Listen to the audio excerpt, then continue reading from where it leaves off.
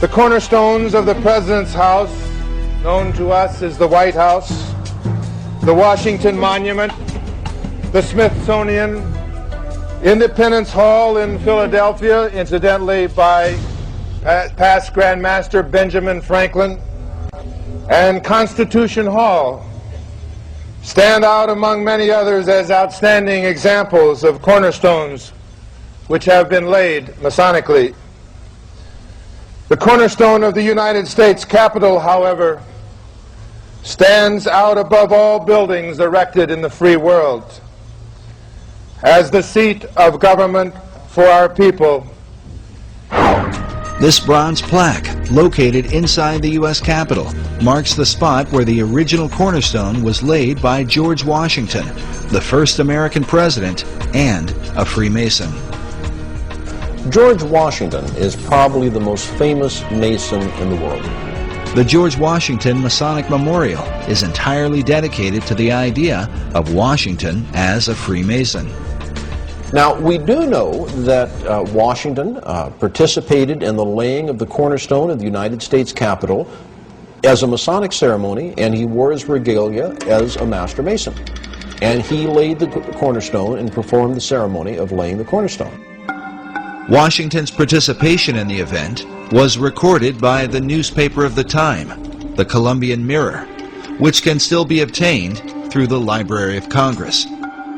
Laying the cornerstones of buildings which serve mankind is one of the world's most ancient customs. The cornerstone laying ceremony predates Freemasonry, although its early symbolic purposes as a sacrifice to appease the gods or demons or whatever in prehistorical times. Of course, there's no application to why Freemasons do it. The corn, wine, and oil that we use for this are also ancient symbols. Corn is the symbol of plenty, wine the symbol of refreshment, and oil the symbol of joy and gladness. While Masonry maintains these symbols as a representation of blessing, there are some who believe they hold a more hidden meaning. With symbols, there are always multiple levels, up to 7 different levels of interpretation with every particular symbol. Corn is an important symbol in Masonry and is one found repeatedly in Washington, D.C. But what sort of hidden meaning could apply to corn?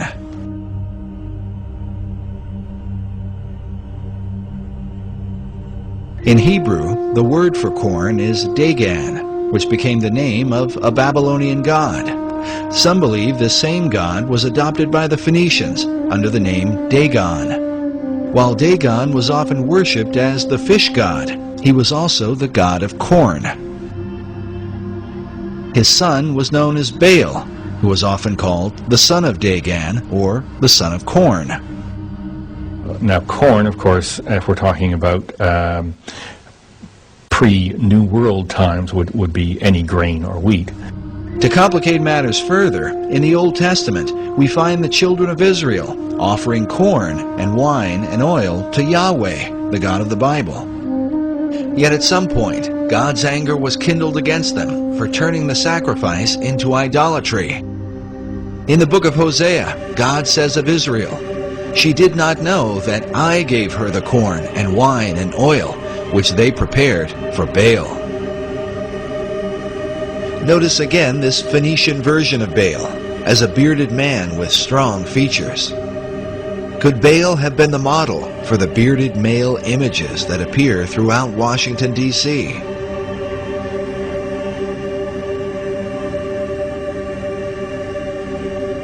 Take note of this image, with ears of corn carved into the hair.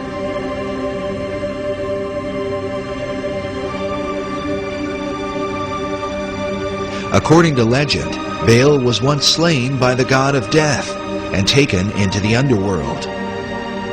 But at some point, he was resurrected, or as it is sometimes called, awakened. At Haines Point in Washington, D.C. is found this mysterious statue of a bearded giant rising up out of the ground. or perhaps out from his grave. The statue is called The Awakening.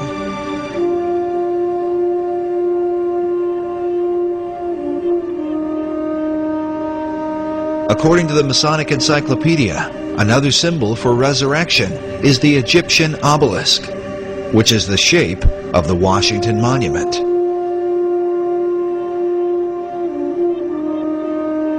The word obelisk is sometimes translated Baal's shaft, or the shaft of Baal.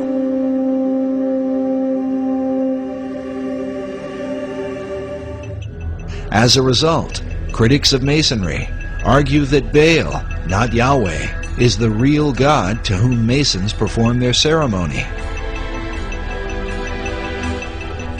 May corn, wine, and oil and all the necessaries of life abound among the people of the world. And may this building be continued and preserved to the latest ages.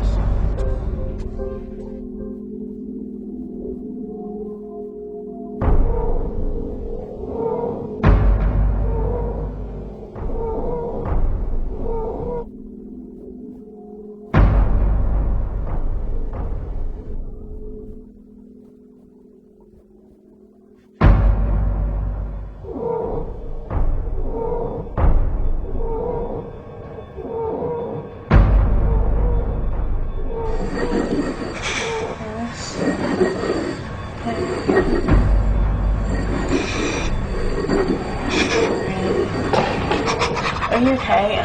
My God, oh my God! It's hard! It's hard! It's hard! Get rid of it! It's hard! It's hard! It's hard! It's hard! It's hard! It's hard! Are you okay? Oh my God, you guys! It's hard! Like a little bird! It's hard! How do you get rid of it when you have saline? It's hard! It's hard!